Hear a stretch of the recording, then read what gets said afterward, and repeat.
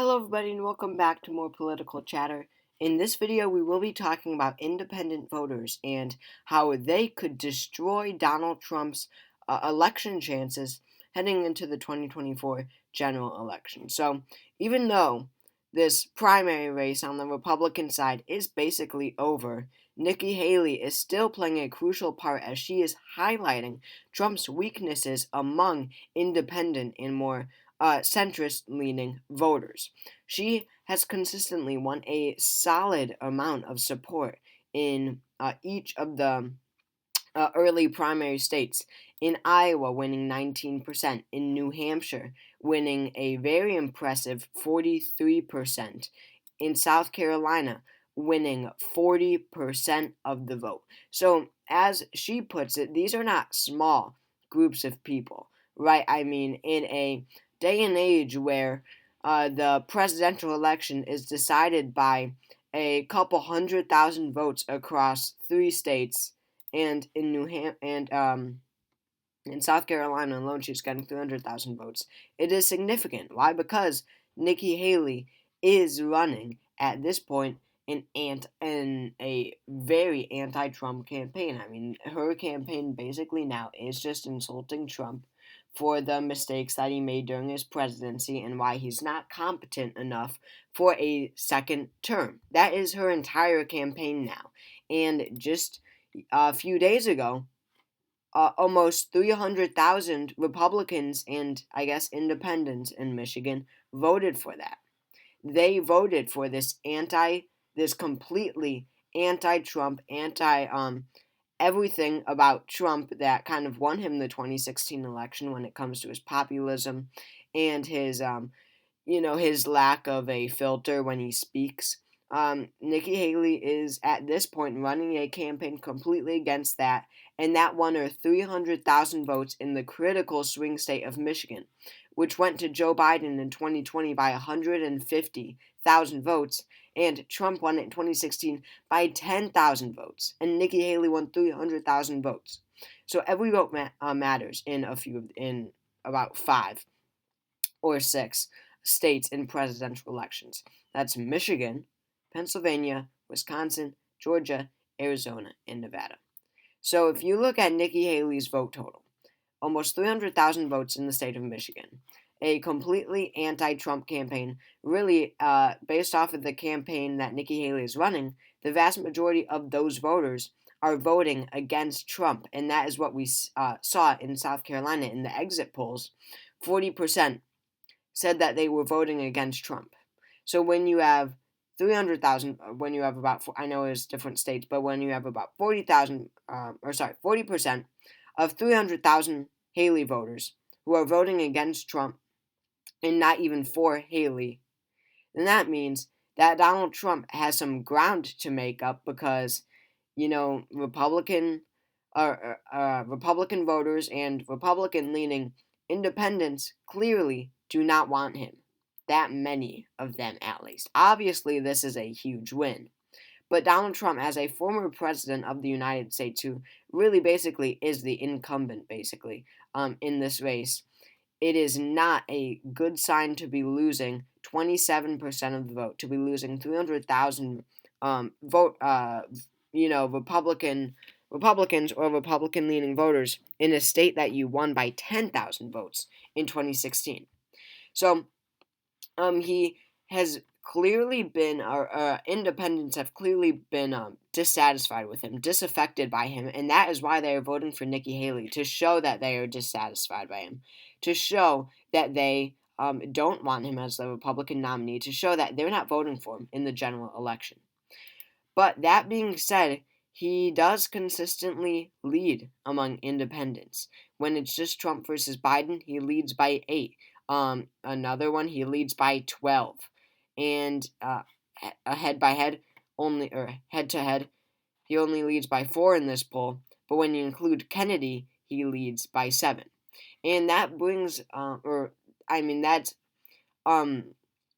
definitely interesting. I know Steve Kornacki wrote a piece about how Trump leads independents in polls, but when it comes to actually voting, it could be a very different story. And I think that he is actually right. I think that right now that especially independents, are much more likely to send a message of we don't want Biden anymore. We want a change. Get a new Democratic nominee. But when it actually comes to general election day voting, that they won't even care enough to turn out for Trump.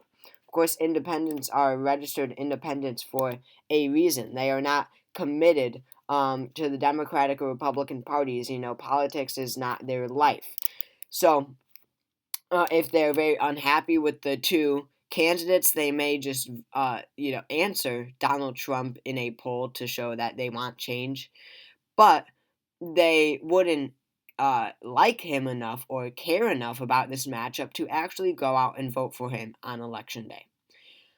And then there's also the dynamic of Robert F. Kennedy Jr., who actually, in that famous, I believe in November, the New York Times Siena College polls, when RFK Jr. was included in polls, he led among independents. Now, that is astonishing because independents do make up the plurality of American voters when it comes to party registration. There are more independents in the United States than there are Democrats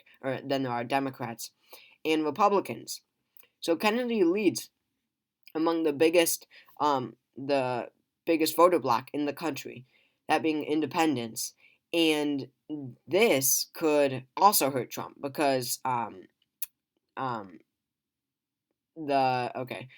this is going to be kind of difficult to say and kind of complicated. But let me put it this way: Donald Trump was the drain the swamp, anti-establishment, outsider candidate in 2016. And that is why he actually won independents. I don't think that this is very well known.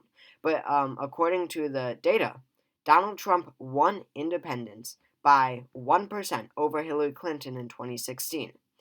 But in 2020, Biden won them by a lot, 42 to 43. And that is because Donald Trump was not seen any longer as the anti-establishment candidate. I mean, he was president for 4 years, and in most people's minds, nothing really changed. So that's why many independents did not vote for Trump, not necessarily voted for Biden, but they might have voted third party or stayed home. But he lost them significantly because many anti-establishment independents said he didn't even, drain the swamp as he promised. I don't trust that he would, somehow do it in his second term.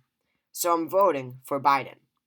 And Trump definitely had an opportunity to win back those disaffected anti-establishment independents, as I was talking about, who voted for him in 2016, but but Biden or someone else or a third party who stayed home in 2020. He did have an opportunity to win back those voters. Since Biden is unpopular and he has become even more unhinged and he really has no filter anymore, he definitely had an opportunity to win them back. But that was before Robert F. Kennedy Jr. got in the race because, let me say, every independent or libertarian or whoever who voted for Trump in 2016 because he was a drain the swamp outsider, anti-establishment candidate is now voting for Robert F. Kennedy Jr. because that is quite literally what Robert F. Kennedy Jr. is running his campaign on: populism. So he will lose a lot of independents. So you've got these, main point here, you've got these, let's see, here's the page I'm trying to find. You've got these independents who are more Republican leaning but more centrist, right, who vote for Nikki Haley in the primary, in these early primary states. These, large groups of voters, 40% in South Carolina and over 40% in New Hampshire, these independents and moderate Republicans who are voting for Nikki Haley. But then you have the more outsider candidates, who voted for Trump in 2016 but didn't in 2020 because he didn't drain the swamp, and are now voting for Robert F. Kennedy Jr. in 2024 because he is even more anti-establishment and populist than Donald Trump is.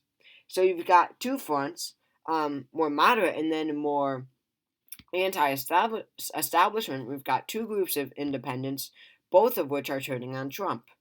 So this creates a very difficult task for the Trump campaign to overcome, and that will definitely be an issue heading into the 2024 general election. Is how much Trump can hold on to his um, onto his independence that he was able to win in 2016 by a percentage point. But in 2020 he lost them by what? What did it say? 11 points, and he lost that election.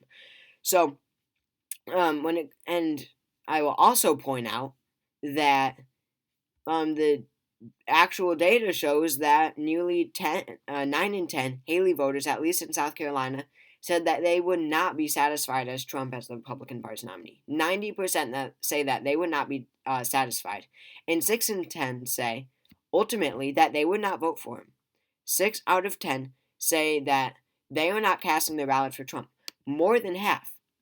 And let's use that into the Michigan context. When Haley got 300,000 votes, half of that, half of that is 150,000. He's losing even more than half of that, and he only won it by 10,000 in 2016. So so that is not a good sign for him, and that's something that's so hard to recover from. But what each candidate right now is hoping for, and this is the current state of American politics, is that the other candidate, loses more votes than they do. With Biden in also the Michigan example, lots of 100,000 Democratic voters voted uncommitted in that Democratic primary to show that they are angry with him about his support for Israel in the whole war in Gaza situation.